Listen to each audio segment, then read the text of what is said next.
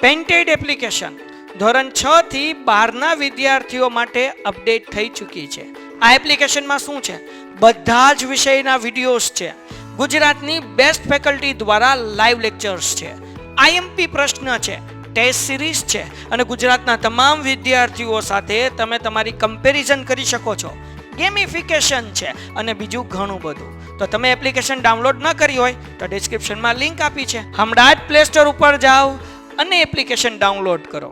ઘરે બેઠીને સરસ મજાનું ગુજરાતની જોરદાર ફેકલ્ટી સાથે ભણો, સારા માર્ક્સે પાસ થાઓ. આવક કોને કહેવાય એની છેલ્લે આપણે ચર્ચા કરી હતી. રાષ્ટ્રીય આવક એટલે શું? તો કે દેશની કુલ આવક એને આપણે રાષ્ટ્રીય આવક કહીએ છીએ. દેશની કુલ આવકમાં કઈ કઈ આવકનો સમાવેશ થાય? તો કે દેશની કુલ આવકમાં અર્થતંત્રના ત્રણેય ક્ષેત્રની આવકનો સરવાળો થાય. ત્રણ ક્ષેત્ર એટલે કયા કયા ક્ષેત્ર? તો કે ખેતી ક્ષેત્રની આવક, ઉદ્યોગ ક્ષેત્રની આવક અને સેવા ક્ષેત્રની આવક. આ બાબત આપણે કાલે જોઈ હતી. રાષ્ટ્રીય આવકની ગણતરી હંમેશા કોના ઉપર થાય? તો કે અંતિમ પેદાશના મૂલ્ય ઉપર જે છે એ રાષ્ટ્રીય આવક ગણવામાં આવે છે. રાષ્ટ્રીય આવકના ત્રણ અર્થ આપણે જોયા. એમાં સૌથી પહેલો અર્થ આપ્યો તો આલ્ફ્રેડ માર્શલે, જેણે રાષ્ટ્રીય આવક ગણતરી માટે ઉત્પાદનની પદ્ધતિ ઉપર ભાર મૂક્યો હતો. બીજો અર્થ આપ્યો તો આપણને ફિશરે, કે જેણે રાષ્ટ્રીય આવક ગણવા માટે વસ્તુના વપરાશ ઉપર ભાર મૂક્યો હતો. અને પીગુ, કે જેની હવે આપણે આખા ચેપ્ટરમાં ચર્ચા કરવાની છે, જેણે રાષ્ટ્રીય આવક ગણતરી માટે નાણાં અથવા તો કુલ આવક ઉપર ભાર આપ્યો હતો. હવે આપણે જોવાનું છે વિવિધ વ્યાખ્યા પરથી ફલિત તથા તારણો. આપણને જે તારણો મળે એ અહીંયા સુધીમાં કોઈને કઈ મુશ્કેલી હોય? કીધું ત્રણેય યાદ રાખવાની, એટલે આપણને ગમ્યું. ત્રણેય યાદ રાખવાની. નામ સહિત આપણને પૂછાય. કાલે આપણે એક માર્કમાં એવી ચર્ચા કરી હતી કે નામ સહિત 1 માર્કમાં પૂછાય. ચાલો, બીજા કોઈને કઈ પ્રશ્ન ખરા? ઓકે, ચાલો તો આગળ વધીએ. ફલિત થતી તારણો, બાબતો. આ આપણને બાબત 5 બાબતો છે, 2 માર્કમાં પૂછાઈ શકે. રાષ્ટ્રીય આવકની વ્યાખ્યા પરથી ફલિત થતી બાબતો જણાવો. કેટલા માર્કમાં પૂછાય આપણને? 2 માર્કમાં. પહેલું શું આપણને ફલિત થાય છે? તો કે રાષ્ટ્રીય આવકની ગણતરી માત્ર કેટલા વર્ષ માટેની હોય? તો કે 1 વર્ષ માટે રાષ્ટ્રીય આવક ગણવામાં આવે. ઉત્પાદનની પદ્ધતિએથી રાષ્ટ્રીય આવક ગણો, વપરાશની પદ્ધતિએ ગણો કે આવકની પદ્ધતિએ ગણો. ત્રણેય બાબતોમાં રાષ્ટ્રીય આવક કોના આધારે ગણશું? 1 વર્ષના મૂલ્ય માટે. ન 6 મહિના માટે રાષ્ટ્રીય આવક ગણાય, ન 2 વર્ષ માટે, ન 5 વર્ષ માટે. દર વર્ષે જે છે રાષ્ટ્રીય આવકની ગણતરી કરવામાં આવે. પદ્ધતિ કોઈ પણ હોય, ગણતરી કેટલા સમયે? તો કે દર વર્ષે. રાષ્ટ્રીય આવકમાં અંતિમ વસ્તુ અને સેવાનું જે છે એ મૂલ્ય દર્શાવવામાં આવે છે. કેવું મૂલ્ય? તો કે અંતિમ મૂલ્ય. અંતિમ મૂલ્ય કોને કહેવાય? તો આગળ આપણે જોયું હતું કે ભાઈ કોઈ એક કંપની પેલા પ્લાસ્ટિક બનાવે ને એમાંથી રમકડું બનાવે, તો પ્લાસ્ટિક અને રમકડા બંનેનું મૂલ્ય ધ્યાનમાં નહીં લેવાનું. અંતિમ સ્વરૂપની વસ્તુનું જ મૂલ્ય ધ્યાનમાં લેવાનું. અંતિમ સ્વરૂપની વસ્તુ એટલે એવી વસ્તુ કે જેના ઉપર હવે કોઈ પણ પ્રક્રિયાનો તબક્કો બાકી ન હોય, એવી વસ્તુના મૂલ્યને જ ધ્યાનમાં લેવામાં આવે છે. અંતિમ વસ્તુ અને સેવાનું નાણાકીય મૂલ્ય જે છે એને રાષ્ટ્રીય આવકમાં ગણવામાં આવશે. ખાસ ઘસારા બાદ કરીને જે રકમ મળે છે એને રાષ્ટ્રીય આવક ગણવામાં આવે છે. અહીંયા એક નવો શબ્દ આવ્યો, ઘસારો. અહીંયા ભલે શબ્દ નવો છે પણ તમે બધા પરિચિત છો. ઘસારો કોને કહેવાય તમને બધાને ખ્યાલ છે. ખ્યાલ છે ઘસારો કોને કહેવાય? ખ્યાલ જ છે, કારણ કે તમે ચેપ્ટર 11 ધોરણ 11 અને ચેપ્ટર એકાઉન્ટના ભણો છો. એકાઉન્ટ ભણો છો 11માં, એમાં ઘસારો આવે છે. કોને કહેવાય ઘસારો? ઘસારો એટલે શું? તો કે આખો દિવસ તમે કામ કરો ને મગજ તમારું ઘસાઈ જાય કે નહીં, ઈ ઘસાર. નથી ઘસાતું એનો અર્થ કે તો આખો દિવસ મગજ કામમાં આવતું નથી. જેનું કામમાં આવતું હોય એનું ઘસાતું હોય. ઘસારો કોને કહેવાય? તો કે ઘસારો એ એક પ્રકારનો શું છે? તો કે બિન નાણાકીય નુકસાન છે. હવે અહીંયા ધ્યાન. ઘસારો શું છે? બિન નાણાકીય નુકસાન. આવું તમે એકાઉન્ટમાં ભણો છો. ઘસારો એટલે કે મૂળ કિંમતમાં થતો ઘટાડો, એને આપણે ઘસારો કહીએ છીએ. એક પ્રકારનું બિન નાણાકીય નુકસાન છે કે જ્યાં આપણી વસ્તુની કિંમતો કેવી થઈ જશે તો કે ઘટશે. દાખલા તરીકે આપણે આજથી 10 દિવસ પહેલા 68,000 રૂપિયા આપીને દાખલા તરીકે ટુ વ્હીલર ખરીદ્યું. 10 દિવસ આપણે ટુ વ્હીલર વાપર્યું અને માત્ર 10 જ દિવસ થયા છે ને હવે આપણે પાછું એ ટુ વ્હીલર વેચવા જઈએ તો જે ટુ વ્હીલર આપણે શોરૂમ માંથી 68,000 માં લીધું હતું એનું એ ટુ વ્હીલર આપણે 10 દિવસ પછી 68,000 માં વેચી શકશું? નહીં વેચી શકીએ. શું કામ? તો કે 10 દિવસ આપણે એનો શું કરેલો છે? ઉપયોગ કરેલો છે. એટલે હવે જો આપણે આ ટુ વ્હીલર વેચવું હોય તો આપણે 68,000 કરતા કેવા રૂપિયે વેચવું પડે? ઓછા રૂપિયા. અને આ જે ઓછી રકમ મળે એ આપણે શું ગણીએ છીએ તો કે ઘસારો. 68,000 માં લીધું હોય 10 દિવસ પછી વેચવા જાઓ ને 68,000 ના 64,000 જ મળે તો જે 4,000 રૂપિયા છે આ 4,000 રૂપિયા કોના ગયા તો કે આ 4,000 રૂપિયા જે છે ઘસારાના ગયા. એટલે વસ્તુનું કે મિલકતોનું જે ઘટતું મૂલ્ય છે આ ઘટતા મૂલ્યને આપણે શું કહીએ છીએ તો કે ઘસારો એવું કહીએ છીએ. હવે અહીંયા અર્થતંત્રમાં બધા જ સાધનો નો ઉપયોગ થાય. અહીંયા બધા સાધનો એટલે કયા સાધનો? સાધનો એટલે કયા સાધનો ધ્યાનમાં લેવાના? ઉત્પાદનના જે 4 સાધનો છે આ 4 સાધનોને અહીંયા ધ્યાનમાં લેવાના. જમીન, મૂડી, શ્રમ અને નિયોજન. એમાંથી જેના ઉપર ઘસારો ગણાતો હોય એના ઉપર ઘસારો ગણવાનો અને પછી જે રકમ મળે આ રકમને આપણે ચોખ્ખી રાષ્ટ્રીય આવક ગણશું. છેલ્લો મુદ્દો, વસ્તુ અને સેવાનું ઉત્પાદન અથવા વપરાશ થવો જોઈએ. કોનું મૂલ્ય માત્ર રાષ્ટ્રીય આવકમાં ગણાશે? કાં તો એનું ઉત્પાદન થયેલું હોવું જોઈએ, કાં તો એનો શું થતો હોવો જોઈએ તો કે વપરાશ થયેલો હોવો જોઈએ. કાચા માલ સ્વરૂપની વસ્તુનું મૂલ્ય અહીંયા ગણાતું નથી. કે અંડર પ્રોસેસ કે જેના ઉપર હજી તબક્કા ઉત્પાદનના બાકી છે એવી વસ્તુનો ઉપયોગ જે છે એ અહીંયા રાષ્ટ્રીય આવકમાં લેવાતો નથી. કાં તો વસ્તુનું સંપૂર્ણ ઉત્પાદન થઈ ગયેલું હોવું જોઈએ, કાં તો વસ્તુ વર્તમાનમાં શેમાં હોવી જોઈએ? વપરાશમાં હોવી જોઈએ. કાચા માલ સ્વરૂપની, અર્ધ તૈયાર માલ સ્વરૂપની વસ્તુને જે છે અહીંયા સ્થાન મળતું નથી. તો આ 5 તારણો આપણને ઉપરની 3 વ્યાખ્યા ઉપરથી મળ્યા છે. એના વિશેની હવે આપણે ચર્ચા કરી. હવે આપણે રાષ્ટ્રીય આવક અને રાષ્ટ્રીય પેદાશ વચ્ચેનો ફેર સમજીશું અથવા તો કોને રાષ્ટ્રીય આવક કહેવાય ને કોને રાષ્ટ્રીય પેદાશ કહેવાય એ વિશેની માહિતી મેળવીશું. નામ ઉપરથી ખબર પડે રાષ્ટ્રીય આવક એટલે શું તો કે આખું રાષ્ટ્ર ભેગું થઈને જેટલી આવક મેળવે એને રાષ્ટ્રીય આવક કહેવાય. આખું રાષ્ટ્ર 3 ક્ષેત્રમાં કામ કરે છે: ખેતી ક્ષેત્ર, ઉદ્યોગ ક્ષેત્ર અને સેવા ક્ષેત્ર. 3 ક્ષેત્ર ભેગા મળીને જે પૈસા કમાય છે આ બધા પૈસાનો સરવાળો એટલે શું તો કે રાષ્ટ્રીય આવક. એની જેવું રાષ્ટ્રીય પેદાશ કે અર્થતંત્રના 3 ક્ષેત્રો ભેગા મળીને જે કુલ ઉત્પાદન કરે છે એટલે ખેતી ક્ષેત્રનું ઉત્પાદન, ઉદ્યોગ ક્ષેત્રનું ઉત્પાદન અને સેવા ક્ષેત્રનું ઉત્પાદન, 3 ક્ષેત્રના ઉત્પાદનનો સરવાળો એટલે આપણને શું મળશે તો કે રાષ્ટ્રીય પેદાશ મળશે. વસ્તુ જે બનશે એ પેદાશ, કિંમત જે મળશે એને આપણે શું કહીશું? કિંમત જે મળશે એને આપણે શું કહીશું? આવક કહીશું. કિંમતને જે નાણાકીય મૂલ્યમાં દર્શાવશું એને આપણે આવક કહીશું અને જે ઉત્પાદન થાય છે આ ઉત્પાદનને આપણે શું કહીશું તો કે રાષ્ટ્રીય પેદાશ. એક માર્ક માટે અહીંયા આપણને રાષ્ટ્રીય આવકનું સૂત્ર આપેલું છે અને એક માર્કમાં વારંવાર આવો પ્રશ્ન પૂછાય. ઉત્પાદનના 4 સાધનો એમાંથી જમીનને ભાડું મળે, શ્રમને વેતન મળે, પૈસા, જમીન, મૂડી, શ્રમ અને નિયોજન એમાં મૂડીને વ્યાજ મળે અને નિયોજકને શું મળે? નફો મળે.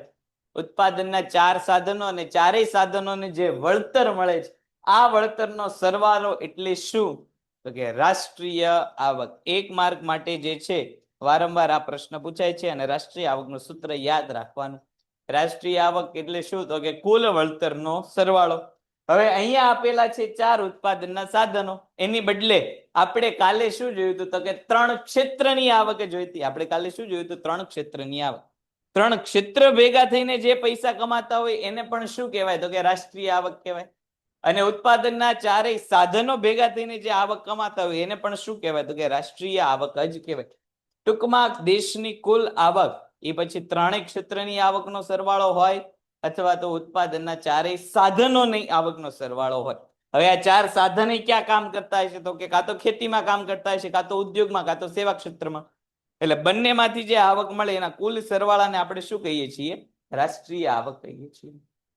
રાષ્ટ્રીય પેદાશ વર્ષ દરમિયાન ઉત્પાદનના સાધનોથી દેશના જુદા જુદા ક્ષેત્રમાં એટલે કે ખેતી, ઉદ્યોગ અને સેવા, જો હમણાં આપણે વાત કરતા હતા તે અંતિમ વસ્તુ, અંતિમ સ્વરૂપની વસ્તુ અને સેવાઓનું કુલ ઉત્પાદન મૂલ્ય, કુલ ઉત્પાદન મૂલ્યનો સરવાળો એટલે રાષ્ટ્રીય પેદાશ.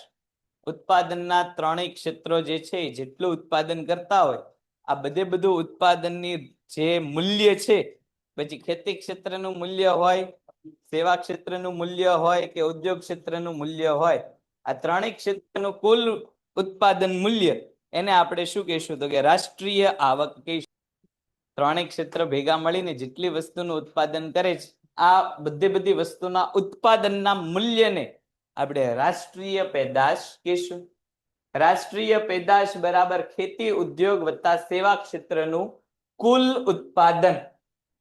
કુલ ઉત્પાદન કોનું કોનું કુલ ઉત્પાદન તો કે જે ત્રણેય સાધનો છે આ ત્રણેય સાધનોનું કુલ ઉત્પાદન, ખેતી, ઉદ્યોગ અને સેવા, ત્રણેય ક્ષેત્રનું કુલ ઉત્પાદન. આ કુલ ઉત્પાદનને આપણે જે છે રાષ્ટ્રીય આવક કહીશું.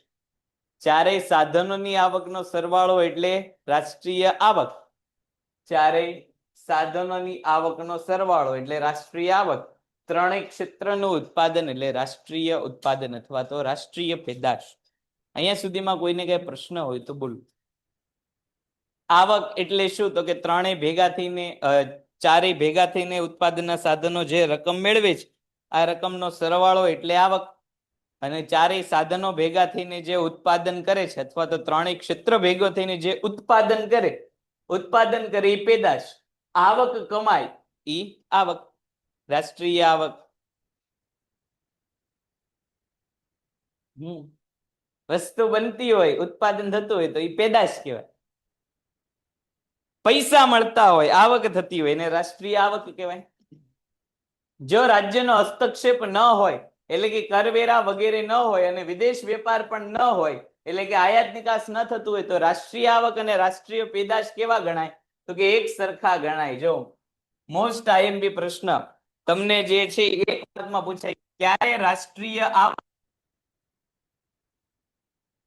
આવક બરાબર રાષ્ટ્રીય પેદાશ, રાષ્ટ્રીય આવક બરાબર રાષ્ટ્રીય પેદાશ ક્યારે બને છે? રાષ્ટ્રીય આવક બરાબર રાષ્ટ્રીય પેદાશ ક્યારે બને તો કે જ્યારે કરવેરા ન હોય અને જ્યારે આયાત નિકાસ એટલે કે વિદેશ વેપાર ન હોય. કરવેરાય ન હોય અને વિદેશ વેપાર ન હોય ત્યારે રાષ્ટ્રીય આવક બરાબર શું બની જાય તો કે રાષ્ટ્રીય પેદાશ. હવે આ મુદ્દો સમજવા માટે એવું જોયું, પેદાશ એટલે શું તો કે ભાઈ ખેતી ક્ષેત્ર વત્તા ઉદ્યોગ ક્ષેત્ર વત્તા સેવા ક્ષેત્ર, ત્રણ ક્ષેત્ર ભેગા થઈને જે ઉત્પાદન કરે આ ઉત્પાદનનું મૂલ્ય, મૂલ્ય એટલે કે એના રૂપિયા, જેટલા રૂપિયાનું ઉત્પાદન કર્યું હોય એને રાષ્ટ્રીય પેદાશ કહેવામાં આવે. આવકમાં આપણે શું જોયું? આવકમાં આપણે એવું જોયું કે ભાઈ જે વેતન મળે, ભાડું મળે, વ્યાજ મળે કે જે નફો મળે આ બધી રકમનો સરવાળો એટલે આપણે એને રાષ્ટ્રીય આવક કીધી. હવે આ રાષ્ટ્રીય પેદાશ બરાબર રાષ્ટ્રીય આવક ક્યારે બને તો કે જ્યારે કરવેરા કે વિદેશ વેપાર ન હોય. દાખલા તરીકે ખેતી ક્ષેત્રમાં, ખેતી ક્ષેત્ર જે છે એ દાખલા તરીકે એક વર્ષમાં 1000 રૂપિયાનું અનાજ જે છે ઉત્પન્ન કરે છે. ઉદ્યોગ ક્ષેત્ર જે છે દાખલા તરીકે 3000 રૂપિયાના ઔદ્યોગિક વસ્તુઓનું ઉત્પાદન કરે છે. અને સેવા ક્ષેત્ર જે છે એ દાખલા તરીકે 5000 રૂપિયાની સેવાઓનું સર્જન કરે છે. તો કુલ રાષ્ટ્રીય ઉત્પાદન કેટલા રૂપિયા થયું તો કે 5000, 6, 7, 8000 અને 9000 રૂપિયા. કુલ રાષ્ટ્રીય ઉત્પાદન કેટલા રૂપિયાનું થયું તો કે 9000 રૂપિયાનું કુલ રાષ્ટ્રીય ઉત્પાદન થયું. હવે અહીંયા કોઈ ટેક્સ ચૂકવવાનો નથી. ટેક્સ ચૂકવવાનો કે નથી ચૂકવવાનો. વિદેશ વેપાર જે છે અહીંયા છે નહીં. વિદેશ વેપાર નથી એનો અર્થ કે વિદેશમાંથી ખેતીની વસ્તુ નહીં આવે, વિદેશમાંથી ઉદ્યોગની વસ્તુ નહીં આવે અને વિદેશમાંથી સેવાની વસ્તુ નહીં આવે. ઉદ્યોગ, ખેતી અને સેવા જે અહીંયા આપણી પાસે ઉત્પાદન થયેલું છે એટલી જ વસ્તુ આપણી પાસે રહેવાની છે. એટલે હવે ખરીદ વેચાણ કરવા માટે આપણી પાસે માલ કેટલા રૂપિયાનો પડ્યો? તો એ પણ 9,000 નો જ પડેલો છે. હવે આ 9,000 વસ્તુનું ઉત્પાદન કરવા માટે, આ 9,000 રૂપિયાની વસ્તુનું ઉત્પાદન કરવા માટે જમીન, મૂડી, શ્રમ અને નિયોજનનો ઉપયોગ થયો હોય છે. એટલે જમીન, મૂડી, શ્રમ અને નિયોજનને આ 9,000 વસ્તુનું ઉત્પાદન કરવા બદલ જે વળતર ચૂકવાશે એ પણ કેટલું હોય છે? તો કે 9,000 જેટલું જ હશે. કારણ કે અહીંયા કોઈ અલગથી કોઈ બીજું કામ છે નહીં. જેટલું આપણે ઉત્પાદન કરેલું છે એટલું ને એટલું તે વેચાણ કરવાનું છે. શું કામ એટલું ને એટલું વેચાણ કરવાનું છે? કારણ કે વિદેશ વેપાર નથી. વિદેશ વેપાર નથી એટલે અહીંયા નવી વસ્તુ આવશે નહીં. સરકારનો ટેક્સ નથી એટલે આ 9,000 રૂપિયા કોના છે? તો કે જે વેચે એના. ટેક્સ હોય તો પૈસા કપાય. અહીંયા ટેક્સ છે નહીં એટલે બધી રકમ કોને મળશે? તો કે મૂળ ઉત્પાદક ના માલિક હોય. એટલે કે જે ઉત્પાદનના અહીંયા સાધનો વપરાશે એને કેટલા રૂપિયા મળશે? તો કે 9,000 રૂપિયા મળશે. તો આ પરિસ્થિતિમાં રાષ્ટ્રીય આવક બરાબર રાષ્ટ્રીય પેદાશ ગણાશે. આ મુદ્દો સમજાણો તમને? હા કે ના? ક્યારે રાષ્ટ્રીય આવક બરાબર રાષ્ટ્રીય પેદાશ ક્યારે ગણાય? ઉદ્યોગ ક્ષેત્ર અને સેવા ક્ષેત્ર ત્રણેય ક્ષેત્ર ભેગા મળીને જેટલા રૂપિયાનું ઉત્પાદન કરે છે, જેટલા રૂપિયાની વસ્તુનું ઉત્પાદન કરે છે એને રાષ્ટ્રીય પેદાશ કહેવાય. દાખલા તરીકે અહીંયા આપણે ત્રણ ક્ષેત્રના રૂપિયામાં ઉત્પાદનની વાત કરી કે ખેતી ક્ષેત્ર 1,000 રૂપિયાનું અનાજનું ઉત્પાદન કરે છે, ઉદ્યોગ ક્ષેત્ર 3,000 રૂપિયાની જે છે ઔદ્યોગિક વસ્તુઓનું ઉત્પાદન કરે છે અને સેવા ક્ષેત્ર 5,000 રૂપિયાની સેવાઓનું સર્જન કરે છે. આ રાષ્ટ્રીય પેદાશ થઈ. એટલે રાષ્ટ્રીય પેદાશ કેટલા રૂપિયા મળી? તો કે 9,000 રૂપિયા મળી. બીજી શરત આપણને અહીંયા એવું કીધેલું છે કે રાષ્ટ્રીય પેદાશ અને રાષ્ટ્રીય આવક અને રાષ્ટ્રીય પેદાશ ક્યારે બંને એક સરખા મળે? તો કે સૌથી પહેલું કરવેરો ન હોય ત્યારે, અને બીજું શું છે? તો કે ભાઈ વિદેશ વેપાર ન થતો હોય. એનો અર્થ કે અહીંયા પેલા કરવેરા નથી એટલે કે જે 9,000 રૂપિયાનું વેચાણ કરશે એ 9,000 રૂપિયા કોને મળી જશે? તો કે જે વેચનાર વ્યક્તિ છે એને અહીંયા ટેક્સ ચૂકવવાનો નથી. એટલા માટે 9,000 ઉપર જો 10% ટેક્સ ચૂકવવાનો હતો તો 90 રૂપિયા કોને આપી દેવા પડે? સરકારને. અને જે તે ઉત્પાદકને કેટલા રૂપિયા મળે? તો કે ભાઈ 8,100 રૂપિયા. પણ અહીંયા કઈ જે છે એવું છે નહીં, ટેક્સ ચૂકવવાનો નથી. એટલે 9,000 રૂપિયા કોના છે? તો કે વેચનારના. બીજી શરત આપણને એ કીધેલી છે કે વિદેશ વેપાર થતો નથી. વિદેશ વેપાર નથી થતો એનો અર્થ કે ખેતી માટે જે છે, ખેતી માટે હવે બહારથી કોઈ અન્ય 1,000 સિવાયની વસ્તુ આવવાની નથી. ઉદ્યોગ માટે હવે વિદેશમાંથી કોઈ 3,000 સિવાયની વસ્તુ આવવાની નથી. અને સેવા ક્ષેત્ર માટે કોઈ 5,000 સિવાયની વસ્તુ આવવાની નથી. એટલે વર્ષ દરમિયાન આપણે જે વેચાણ કરવું હોઈશું તો આપણી પાસે વેચાણ કરવા માટે ત્રણેય ક્ષેત્રના ભેગા થઈને કેટલા રૂપિયાની વસ્તુ છે? તો કે 9,000 રૂપિયાની વસ્તુ છે. હવે આ 9,000 રૂપિયા વસ્તુ બનાવવા માટે જમીનનો ઉપયોગ થયો હોય છે. એટલે કે ઉત્પાદનના જે 4 સાધનો છે એમાંથી જમીન, મૂડી, શ્રમ અને નિયોજન બધાનો ઉપયોગ થયો હોય છે. એટલે બધાને વળતર પણ કેટલું આપેલું હોય? તો કે 9,000 જેટલું જ વળતર આપેલું હોય. શું કામ 9,000 જેટલું જ વળતર? તો કે ઉત્પાદન જે છે હવે બહારથી કોઈ લાવવાનું નથી. વેચાણ જે છે બહારથી કરવાનું નથી. અને સરકારના અહીંયા કરવેરા નથી. એટલે જેટલું ઉત્પાદન થાય છે એટલું વળતર કોને મળશે? તો કે ઉત્પાદનના જે 4 સાધનો છે એને વળતર મળશે. આ વળતરને હિસાબે જે ઉત્પાદન થાય છે એનું મૂલ્ય અને જે આવક થાય છે એનું મૂલ્ય બંને કેવા રહે છે? સરખા રહે છે. હવે ખ્યાલ આવ્યો તને? ચાલો, બીજા કોઈને હવે ન ખ્યાલ આવ્યો એવું કઈ? શા માટે રાષ્ટ્રીય આવક અને રાષ્ટ્રીય પેદાશ? ચાલો ડન કેવું કંઈક લખ નાખો બીજી વારમાં એટલે ખબર પડી જાય. ઓકે, ડન છે, ડન છે. ચાલો આગળ વધીએ. તો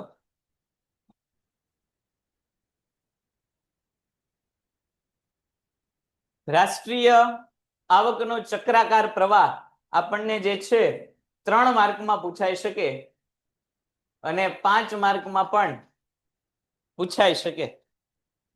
બેટા તારો પ્રશ્ન છે, ઘડીક અહીંયા ધ્યાન રાખજો. અંદર અંદર કે વાતો ન કરતા, બરોબર છે? શાંતિથી અહીંયા જો. અત્યારે અહીંયા ધ્યાન રાખો. રાષ્ટ્રીય આવકનો ચક્રાકાર પ્રવાહ. ચક્રાકાર એટલે શું? તો કે અહીંયા આર્થિક પ્રવૃત્તિઓનું સર્કલ ચાલતું હોય છે. હવે જો આ મુદ્દામાં બે વસ્તુ પેન્ટેડ એપ્લિકેશન ધોરણ 6 થી 12ના વિદ્યાર્થીઓ માટે અપડેટ થઈ ચૂકી છે. આ એપ્લિકેશનમાં શું છે? બધા જ વિષયના વિડીયોઝ છે. ગુજરાતની બેસ્ટ ફેકલ્ટી દ્વારા લાઈવ લેક્ચર્સ છે, આઈએમપી પ્રશ્ન છે, ટેસ્ટ સિરીઝ છે અને ગુજરાતના તમામ વિદ્યાર્થીઓ સાથે તમે તમારી કમ્પેરિઝન કરી શકો છો. ગેમિફિકેશન છે અને બીજું ઘણું બધું. તો તમે એપ્લિકેશન ડાઉનલોડ ન કરી હોય તો ડિસ્ક્રિપ્શનમાં લિંક આપી છે. હમણાં જ પ્લે સ્ટોર ઉપર જાઓ અને એપ્લિકેશન ડાઉનલોડ કરો. ઘરે બેઠીને સરસ મજાનું ગુજરાતની જોરદાર ફેકલ્ટી સાથે ભણો સારા માર્ક્સે પાસ થાય. સમજવી ઇમ્પોર્ટન્ટ છે. બે વસ્તુ કઈ કઈ તો કે અહીંયા આપણને ઉત્પાદનના જે છે એ 4 સાધનો આપેલા છે. જો અહીંયા આપણને આપેલા છે. બે પરિબળો મહત્વના છે. એક પરિબળ કયું તો કે ઔદ્યોગિક એકમ, ઉત્પાદનના એકમ, જેને આપણે પેઢી એવું કહીશું. અને બીજું કોણ તો કે સાધનના માલિક. સાધન એટલે કયા કયા સાધન? જમીન, મૂડી, શ્રમ અને નિયોજન. આ સાધનના માલિક જેને આપણે શું કહીશું તો કે કુટુંબ એવું કહીશું. બે પક્ષકારો મહત્વના છે. આ બંને વચ્ચે આર્થિક પ્રવૃત્તિઓનું ચક્ર જે છે ચાલ્યા રાખે. એક બાજુ જે છે એ પેઢી છે, બીજી બાજુ જે છે એ કુટુંબ છે.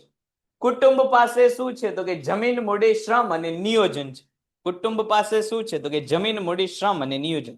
કુટુંબ એટલે કોણ તો કે ચારેય ઉત્પાદનના સાધનોનો માલિક. એટલે જો ઉત્પાદનના સાધનોનો માલિક પોતાના સાધનો કોને આપે છે તો કે જો અહીંયા એરો દર્શાવેલો છે, આ બધા જ કુટુંબના લોકો એટલે કે જમીનનો માલિક, મૂડીનો માલિક, શ્રમનો માલિક અને નિયોજન શક્તિનો માલિક પોતાની માલિકીની વસ્તુ કોને આપે છે તો કે પેઢીને આપે છે. શું કામ આપે છે તો કે ઉત્પાદન કરવા માટે. જમીનનો માલિક જમીન ઉત્પાદન કરવા માટે આપે છે, મૂડીનો માલિક મૂડી રોકાણ માટે પૈસા આપે છે, શ્રમ પોતે પેઢીમાં ઔદ્યોગિક એકમમાં જઈને કામ કરશે, બધાને દેખરેખ કોણ કરશે તો કે નિયોજન. એટલે ઉત્પાદનના જેટલા સાધનો છે આ બધા સાધનો માલિકો પાસેથી એટલે કે કુટુંબ પાસેથી કોની પાસે જાય છે તો કે પેઢી પાસે જાય છે. શા માટે જાય છે તો કે ઉત્પાદન કરવા માટે. હવે અહીંયા માલિકો જે છે ઉત્પાદનના માલિકો, સાધનના માલિકો, જેને આપણે કુટુંબ કહીએ છીએ, આ કુટુંબ કાંઈ ઉદ્યોગોને વસ્તુનું ઉત્પાદન કરવા માટે ફ્રીમાં પોતાના સાધનો આપશે. આપણે ઉત્પાદન કરવું હોય ને કોઈકની પાસે ભાડેથી જમીન રાખી હોય, કોઈ આપણને એમ કે તમે ઉત્પાદન જે કરવું એ કરો, ફેક્ટરી જે નાખવું એ નાખો, મને ભાડું દેવાની જરૂર નથી, એવું કોઈ કે આપણને? કોઈ વ્યક્તિને આપણે કામે રાખ્યો હોય આપણે ત્યાં તો કોઈ એવું કે મહિના અંતે ભાઈ કાંઈ વાંધો નહીં, તમે તમારે જે કામ હોય મને કહી દેજો, પગાર મારે જોતો નથી, એવું કોઈ કે? આપણે કોઈ જગ્યાએ પૈસા ઇન્વેસ્ટ કર્યા હોય, મૂડી રોકાણ કર્યું હોય, બેંકમાં પૈસા આપણે મૂક્યા હોય, તોય આપણે કોની ઈચ્છામાં હોય? વ્યાજની, વળતરની ઈચ્છામાં. બેંક વાળાને આપણે એવું કહીએ કે તમે તાર 5 વર્ષ મારા પૈસા વાપરો, જેટલા હતા એટલા ને એટલા મને આપી દેજો. નથી કરતા. એનો અર્થ કે અહીંયા જે કુટુંબ સાધનો પેઢીઓને આપે છે, બદલામાં એ શું મેળવશે કે બદલામાં એ જે છે એ વળતર મેળવશે, જે કુટુંબના માલિકો માટે શું ગણાશે? આવક ગણાશે. આ વળતર કયું હોય છે તો કે જમીન માટે ભાડું હોય છે, મૂડી માટે જે છે વેતન હોય છે, મૂડી માટે વ્યાજ હોય છે, શ્રમ માટે વેતન હોય છે અને નિયોજક માટે શું હોય છે તો કે નફો હોય છે. પેલા કુટુંબ પાસેથી સાધનો કોની પાસે ગયા તો કે કુટુંબ પાસેથી સાધનો જે છે એ પેઢી પાસે ગયા. શા માટે ગયા? હા, આકૃતિ ફરજિયાત છે કારણ કે એનાથી જ મુદ્દો સમજાશે. કુટુંબ પાસેથી સાધનો ક્યાં ગયા તો કે પેઢી પાસે ગયા. શું કામ ગયા? ઉત્પાદન કરવા. આ ઉત્પાદનના સાધનોનો ઉપયોગ કરવા બદલ પેઢી એટલે કે એકમે પેઢીઓ ઉત્પાદનના સાધનોના માલિક એટલે કુટુંબોને શું આપ્યું તો કે વળતર આપ્યું, જે કુટુંબના માલિક માટે શું ગણાશે તો કે આવક ગણાશે. એટલે પેલા જે સાધનો કામે નહોતા ઈ હવે કામે લઈ ગયા. કામે લઈ ગયા એટલે બદલામાં સાધનના માલિકોને શું મળ્યા તો કે પૈસા મળ્યા. હવે પૈસા મળ્યા એટલા માટે શું થયું તો કે ભાઈ પૈસા મળ્યા એના કારણે જે છે એ કુટુંબના માલિકો, ઉત્પાદનના સાધનોના માલિકો દ્વારા જે છે એ વસ્તુ ખરીદવાની શું કરવામાં આવી? માંગ કરવામાં આવી. હવે આ વસ્તુ કોણ પૂરી પાડશે તો કે ભાઈ ઉત્પાદનનું જે લોકોએ કરેલું છે એ જ પેઢીઓ વસ્તુ કોને પૂરી પાડશે તો કે કુટુંબના માલિકોને. ઉત્પાદનના સાધનોના માલિકોને શું પૂરું પાડશે તો કે તૈયાર વસ્તુ કે સેવા જે છે માલિકોને પૂરી પાડશે. હવે ઉદ્યોગ આપણને કોઈ વસ્તુ આપતું હોય, કોઈ કંપની આપણને વસ્તુ આપતા હોય તો એ આપણને એમ કે તમે જે છે એ વસ્તુનો ઉપયોગ કરો, પૈસા દેવાની જરૂર નથી, એવું આપણને કોઈ દિવસ કોઈ કંપની કે નો કે. બદલામાં શું લે તો કે આપણી પાસેથી પૈસા લે. એટલે માલિકોને જે વસ્તુ કે સેવા આપી હતી બદલામાં માલિકોએ શું કરવું પડશે? વસ્તુ કે સેવા માટે ચૂકવણી કરવી પડશે. એટલે માલિકોનો આ શું ગણાશે તો કે ખર્ચ ગણાશે. આ ચક્ર આમ નામ ચાલ્યા રાખશું. ચક્રાકાર પ્રવાહ એટલે જ કીધેલો છે. હવે જો અહીંયા એકવાર ચૂકવણી થઈ ગઈ, વસ્તુ જે પેઢીએ વસ્તુ બનાવી હતી આ વસ્તુ કોને વેચી દીધી તો કે કુટુંબને વેચી દીધી. પેઢીએ વસ્તુ બનાવી હતી, પેઢીએ વસ્તુ કોને વેચી દીધી? તો કે કુટુંબને વેચી દીધી. એટલે હવે પેઢી પાસે નવી વસ્તુના વેચાણ કરવા માટે અલગથી હવે વસ્તુ વધી નહીં. જે વસ્તુનું ઉત્પાદન કર્યું હતું એ બધું કોને વેચી દીધેલું છે? તો કે કુટુંબને. કુટુંબને વેચી દીધું એટલે હવે પાછી પેઢીઓ પાસે કોઈ વસ્તુ છે નહીં. એટલે ફરી પાછું શું કરવું પડશે? તો કે ઉત્પાદન કરવું પડશે. ફરી પાછું ઉત્પાદન કરવું હોય તો કોની જરૂર પડે? તો કે ઉત્પાદનના સાધનોની. તો ફરી પાછી પેઢી કોની પાસે સાધનો લેવા જશે? તો કે કુટુંબો પાસે. એટલે કુટુંબ ફરી પાછા શું કરશે? તો કે જમીન, મૂડી, શ્રમ અને નિયોજન ઉત્પાદનના ચારેય સાધનો પેઢીઓને આપશે. પેઢી આ સાધનોનો ઉપયોગ ફ્રીમાં નહીં કરે, બદલામાં ફરી શું ચૂકવશે? તો કે વળતર. પેઢીઓને જે છે વળતર ચૂકવવામાં આવ્યું એટલે કુટુંબની આવકમાં શું થયું? તો કે ફરી વધારો થયો. કુટુંબની આવક વધી એટલે કુટુંબની માંગમાં વધારો થયો. કુટુંબે માંગ કરી એટલે પેઢીઓએ તૈયાર વસ્તુ કોને વેચી? તો કે કુટુંબને. કુટુંબને તૈયાર વસ્તુ વેચી એટલે કુટુંબે આ માટે પૈસાની ચૂકવણી કોને કરી? તો કે પેઢીઓને. ફરી પાછી પેઢીઓ પાસે વસ્તુ કેવી થઈ ગઈ? તો કે ખાલી થઈ ગઈ. એટલે ફરી પાછું પેઢીઓએ શું કરવું પડશે? તો કે નવું ઉત્પાદન કરવું પડશે. આ નવું ઉત્પાદન ક્યાંથી કરશે? તો કે ભાઈ નવા ઉત્પાદન માટે ફરી ઉત્પાદનના સાધનો લાવ્યા. આ ઉત્પાદનના સાધનો માટે ફરી પાછી ચૂકવણી કરી. ફરી ચૂકવણી થઈ એટલે ફરી આવક આવી. ફરી આવક આવી એટલે ફરી માંગ આવી. ફરી વાર માંગ આવી એટલે પેઢીએ ફરી પાછું જે છે કુટુંબ અને વસ્તુનું વેચાણ કર્યું. પેઢીએ વસ્તુનું વેચાણ કર્યું એટલે કુટુંબ દ્વારા જે છે ચૂકવણી પેઢીને કરવામાં આવી. પેઢીએ વેચાણ કરી દીધું એટલે પેઢી પાસે પાછી વસ્તુ પૂરી થઈ ગઈ. વસ્તુ પૂરી થઈ ગઈ એટલે પાછું શું કરવું પડશે? ઉત્પાદન પાછું કરવું પડશે. તો ફરી પાછું ઉત્પાદન કરવા પછી ફરી ઉત્પાદનના સાધનો જોઈશે. ઉત્પાદનના સાધનો માટે ફરી પાછી ચૂકવણી થશે. ફરી ચૂકવણી થશે એટલે માલિકોની આવક વધશે. માલિકોની આવક વધશે એટલે માલિકોની માંગ વધશે. માલિકોની માંગ વધશે એટલે ફરી પાછું વસ્તુનું વેચાણ કુટુંબને કરવામાં આવશે. કુટુંબ આ માટે ફરી ચૂકવણી કરશે. આમ આ ચક્ર ચાલ્યા રાખશે.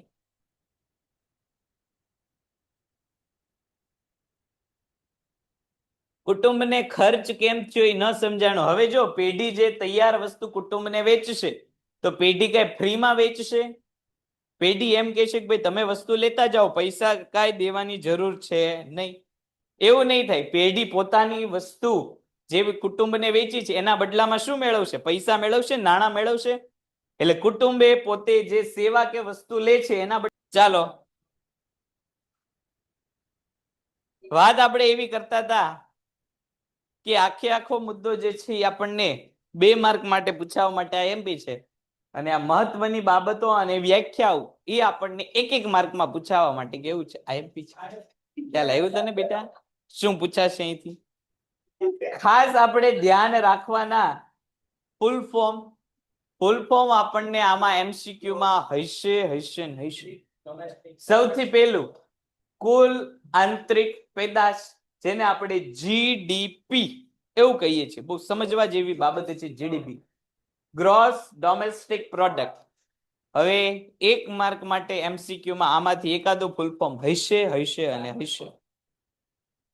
GDP એટલે શું? તો કે ગ્રોસ ડોમેસ્ટિક પ્રોડક્ટ કોને કહેવાય? તો કે રાષ્ટ્રીય આવકના અનેક ખ્યાલો છે, તેમાં કુલ આંતરિક પેદાશનો ખ્યાલ મહત્વ છે. વર્ષ દરમિયાન દેશની હદમાં દેશના કે વિદેશના નાગરિકો દ્વારા જે ચીજ વસ્તુઓ કે સેવાઓનું ઉત્પાદન થયું છે તેના બજાર મૂલ્યને કુલ આંતરિક પેદાશ અથવા તો કુલ ઘરેલું પેદાશ કહેવામાં આવે. અહીંયા મહત્વની બાબત શું છે?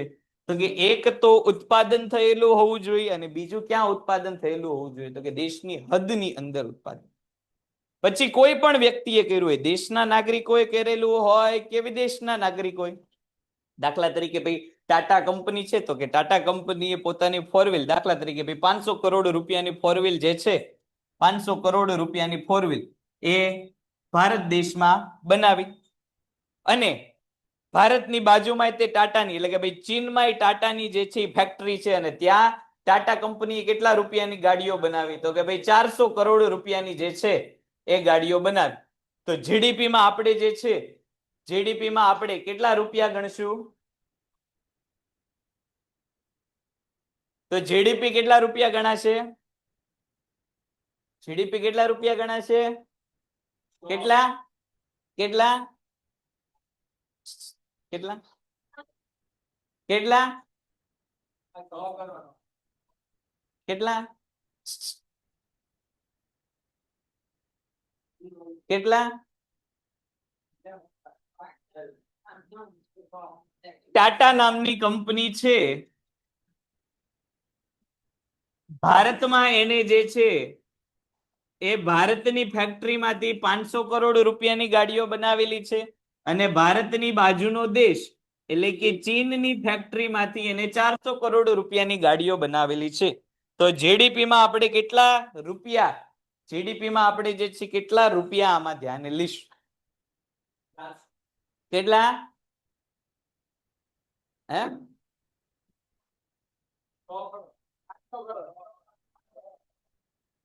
100 કરોડ કેટલા લોકો કહે છે? ચાલો ઓનલાઈન વાળા શું કે છે?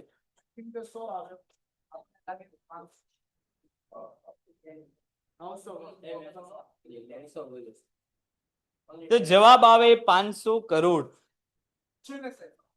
તો અહીંયા આપણે કીધું કે ભાઈ દેશની હદમાં જે ઉત્પાદન થયું હોય, તો જો અહીંયા 500 કરોડ રૂપિયાનું ઉત્પાદન ક્યાં થયું છે? તો કે ભારતમાં.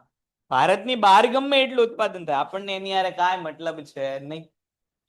દેશની હદમાં જેટલું ઉત્પાદન થયું હોય એ બધી જ વસ્તુ ક્યાં સમાવી દેવાની? આપણે ક્યાં સમાવી દેવાની? જીડીપી માં સમાવી દેવાની. ક્યાં સમાવી દેવાની? જીડીપી. દાખલા તરીકે ભાઈ એપલ નામની કંપની છે, એપલ નામની કંપનીએ ભારતમાં જે છે એ 5000 કરોડ રૂપિયાના ફોનનું ઉત્પાદન અને વેચાણ કર્યું અને ભારતની બહાર જે છે એ 10,000 કરોડ રૂપિયાના ફોનનું ઉત્પાદન અને વેચાણ કર્યું.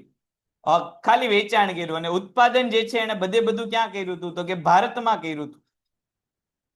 તો રાષ્ટ્રીય આવકમાં કેટલા રૂપિયા ગણાશે? એપલ નામની કંપની છે, ઉત્પાદન એને ભારતમાં કર્યું, ભારતમાં વેચાણ કેટલા રૂપિયાનું કર્યું? તો કે 5000 રૂપિયાના ફોનનું, 5000 કરોડ રૂપિયાના ફોનનું વેચાણ એને ભારતમાં કર્યું અને 10,000 કરોડ રૂપિયાના ફોનનું વેચાણ એને ભારત બહાર કર્યું. ઉત્પાદન એને બધું જ ક્યાં કરેલું છે? તો કે ભારતમાં કરેલું છે. એક 5000 કરોડ રૂપિયાનું ઉત્પાદન અને વેચાણ એને ભારતમાં કરેલું છે. 10,000 કરોડનું ઉત્પાદન ભારતમાં કર્યું પણ વેચાણ ભારત બહાર કર્યું છે. જવાબ આવે 15,000 કરોડ.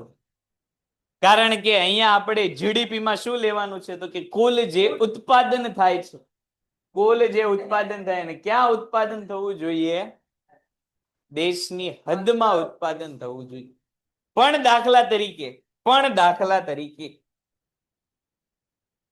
દાખલા તરીકે ભાઈ ઈ જ એપલ છે, એને ગુજરાતમાં દાખલા તરીકે 100 કરોડ રૂપિયાના ફોન બનાવ્યા અને દાખલા તરીકે ભાઈ જે છે અંદમાન નિકોબાર આઇલેન્ડ છે એમાં 500 કરોડ રૂપિયાના ફોન બનાવ્યા, તો હવે કેટલા રૂપિયા જીડીપી માં એપલ નો ભાગ ગણાશે? ગુજરાતમાં 100 કરોડ રૂપિયાના ફોન બનાવ્યા અને અંદમાન નિકોબાર આઇલેન્ડમાં જઈને 500 કરોડ રૂપિયાના ફોન બનાવ્યા, તો જીડીપી માત્ર કેટલા રૂપિયા ગણાય? તો અહીંયા ધ્યાન આપતો ખબર પડે. ઈ આમ લે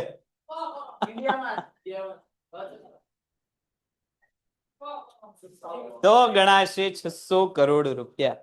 કારણ કે બધું જ ઉત્પાદન ક્યાં થયું છે? ભારતની હદમાં. એટલે ભારતની હદમાં ઉત્પાદન થયેલું હોવું જોઈએ. અહીંયા બે શરતો છે. કઈ કઈ શરત? એક તો વસ્તુ કે સેવાનું ઉત્પાદન થયેલું હોવું જોઈએ. ક્યાં ઉત્પાદન થયેલું હોવું જોઈએ? દેશની હદમાં. કોણે ઉત્પાદન કરેલું હોવું જોઈએ? ઉત્પાદન કોણે કરેલું હોવું જોઈએ? દેશ કે વિદેશના કોઈ પણ વ્યક્તિએ, દેશ કે વિદેશના કોઈ પણ વ્યક્તિએ જે છે એ ઉત્પાદન કરેલું હોવું જોઈએ. બે શરત ઈ કે વસ્તુ બનેલી હોવી જોઈએ અને બીજી શરત શું? તો કે વસ્તુ ક્યાં બનેલી હોવી જોઈએ? દેશની હદમાં. બધું જ મૂલ્ય. એટલે જ તને આગળ બોલે. આ બધા તને ભણવા નો દે કે તું બિચારો, તું એક તો રહ્યો ભોળો માણસ અને ભણતર માત્ય તારો બહુ પ્રેમ. આ બધા છે ને ઈ ભણવા નથી, એટલે તને આગળ બોલે. એ તો તું અહીંયા બસ મહત્વ ના, તું એટલો બધો પાછો હારો ન થાય. મહત્વની બાબતોમાં સૌથી પહેલું, કુલ આંતરિક પેદાશમાં દેશ અને વિદેશના નાગરિકો દ્વારા અથવા તો કુદરત દ્વારા, દેશ અને વિદેશના નાગરિક દ્વારા અથવા કુદરત દ્વારા આપણા દેશની હદમાં થયેલું અંતિમ સ્વરૂપનું ખાસ ધ્યાન કોને આપવાનું? તો કે ચેપ્ટર શરૂ થયું ત્યારનું આપણને કહે છે કે માત્ર ને માત્ર કયું મૂલ્ય ધ્યાનમાં લેવાશે? તો કે અંતિમ સ્વરૂપનું મૂલ્ય જ ધ્યાનમાં લેવાશે. કાચો માલ કે અર્ધ તૈયાર માલને ધ્યાનમાં લેવામાં આવતું નથી. માત્ર કોને ધ્યાનમાં લેવાય છે? અંતિમ સ્વરૂપનું. એ પછી ઉત્પાદન દેશ કરતું હોય, વિદેશ કરતું હોય કે કોઈ પણ કરતું હોય. બીજો મુદ્દો, કુલ આંતરિક પેદાશનો ખ્યાલ દેશની હદ સાથે સંકળાયેલો છે. એટલે આપણને 1 માર્ક માટે MCQ માં પૂછાય કે જીડીપી કોની સાથે સંબંધ ધરાવે છે? કોની સાથે? કોની સાથે? કોની સાથે સંબંધ ધરાવે છે? કોની સાથે સંબંધ ધરાવે છે?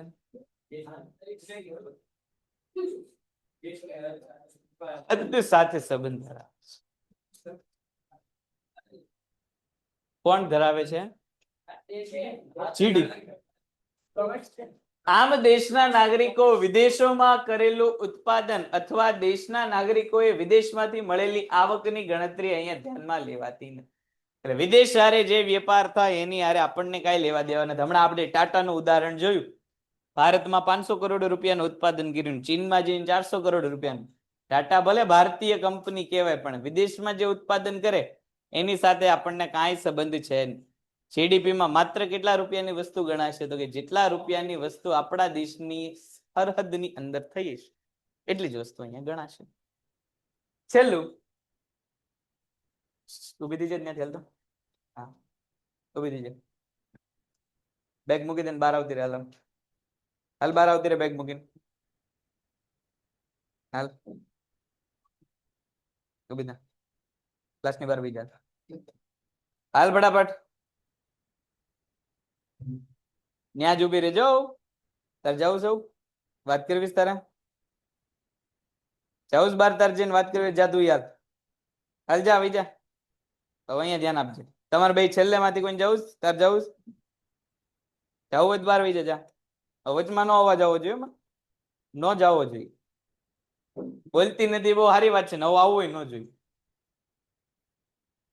દેશની આર્થિક સરખામણી કરવા, અર્થતંત્રની પ્રગતિ દર્શાવવા માટે જીડીપીના આંકડાનો વ્યવહાર જે છે એ મહત્વનો છે. એટલે પછીનો મુદ્દો આપણા માટે શું આવ્યો? તો કે સરખામણી.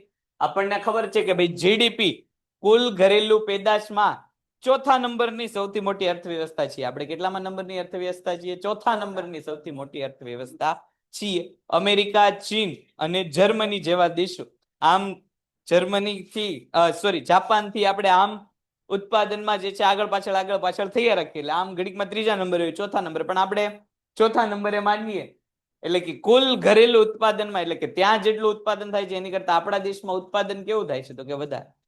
શું કામ આપણા દેશમાં ઉત્પાદન વધારે થાય છે? તો કે વધારે ઉદ્યોગોની સંખ્યા ધીરે ધીરે વધે છે. એટલે જીડીપીમાં આપણો દેશ કેવો છે? તો કે આગળ છે. આ જીડીપીમાં માત્ર શું ગણવાનું? તો કે ઉત્પાદન ગણવાનું. કયું ઉત્પાદન ગણવાનું? તો કે હદમાં જે થાય છે એ ઉત્પાદન.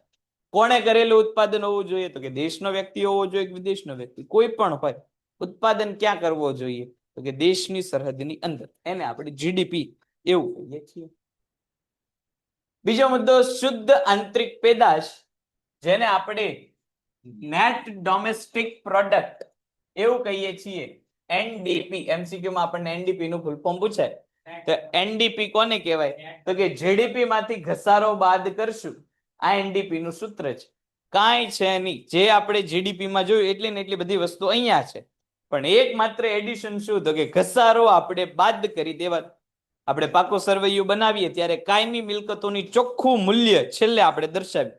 આ ચોખ્ખું મૂલ્ય આપણને કઈ રીતે મળે? તો કે અંતે ઘસારો બાદ કરી દઈએ, અને ઘસારા બાદ જે રકમ મળે એના કુલ મૂલ્યને આપણે શું કહીએ છીએ? ચોખ્ખું મૂલ્ય. અહીંયા પણ એવું, જે જીડીપી નો આંકડો મળ્યો હોય એમાંથી કુલ ઘસારો બાદ કરી દઈએ. કે વસ્તુના ઉપયોગ બદલ જે એનું મૂલ્ય ઘટી જાય. જો એની વ્યાખ્યા તમને એકાઉન્ટમાં ચેપ્ટર પહેલામાં પારિભાષિક શબ્દોમાં આપેલી છે. પહેલા જે ચેપ્ટરમાં ઘસારો એટલે શું? તો કે વસ્તુના ઉપયોગ કરવા બદલ એના મૂલ્યમાં થતો ઘટાડો. એવું એમાં લખેલું છે. વસ્તુના ઉપયોગ બદલ તેના મૂલ્યમાં થતો ઘટાડો એને આપણે શું કહીએ છીએ? ઘસારો. હમણાં આપણે ગાડીની વાત કરી કે ભાઈ 68,000 રૂપિયા દઈને ગાડી આપણે લીધી હોય 10 દિવસ આપણે ગાડી વાપરીએ તો 10 દિવસ ગાડી વાપરા પછી આપણે જે છે 68,000 રૂપિયા ન મળે. 68,000 કરતા રકમ કેવી મળે? તો કે ઓછી મળે. તો એ જે ઓછી રકમ મળી એ શું મળ્યું? તો કે આપણા વપરાશ જે કર્યો એનાથી જે નુકસાન થયું એ મળ્યું. એ જ ને મેં કીધું ભાઈ, વ્યાખ્યા જ કીધી. વસ્તુના ઉપયોગ બદલ એના મૂલ્યમાં થતો ઘટાડો. વસ્તુના ઉપયોગ બદલ મૂલ્યમાં થતો ઘટાડો એટલે ઘસારો. વસ્તુ તમે વાપરો અને જે એનું મૂલ્ય ઘટે, આ મૂલ્યનો ઘટાડો એને આપણે શું કહીશું? તો કે ઘસારો. એની પછી કુલ રાષ્ટ્રીય પેદાશ એટલે કે જીએનપી, ત્યાંથી આપણે જે છે નેક્સ્ટ લેક્ચરમાં આગળ વધીશું. અહીંયા સુધીમાં કોઈને કઈ પ્રશ્ન હોય તો બોલો. પેન્ટેડ એપ્લિકેશન ધોરણ 6 થી 12ના વિદ્યાર્થીઓ માટે અપડેટ થઈ ચૂકી છે. આ એપ્લિકેશનમાં શું છે? બધા જ વિષયના વિડીયોઝ છે. ગુજરાતની બેસ્ટ ફેકલ્ટી દ્વારા લાઈવ લેક્ચર્સ છે. આઈએમપી પ્રશ્ન છે, ટેસ્ટ સિરીઝ છે અને ગુજરાતના તમામ વિદ્યાર્થીઓ સાથે તમે તમારી કમ્પેરિઝન કરી શકો છો. ગેમિફિકેશન છે અને બીજું ઘણું બધું. તો તમે એપ્લિકેશન ડાઉનલોડ ન કરી હોય તો ડિસ્ક્રિપ્શનમાં લિંક આપી છે. હમણાં જ પ્લે સ્ટોર ઉપર જાઓ અને એપ્લિકેશન ડાઉનલોડ કરો. ઘરે બેઠીને સરસ મજાનું ગુજરાતની જોરદાર ફેકલ્ટી સાથે ભણો, સારા માર્ક્સે પાસ થાઓ.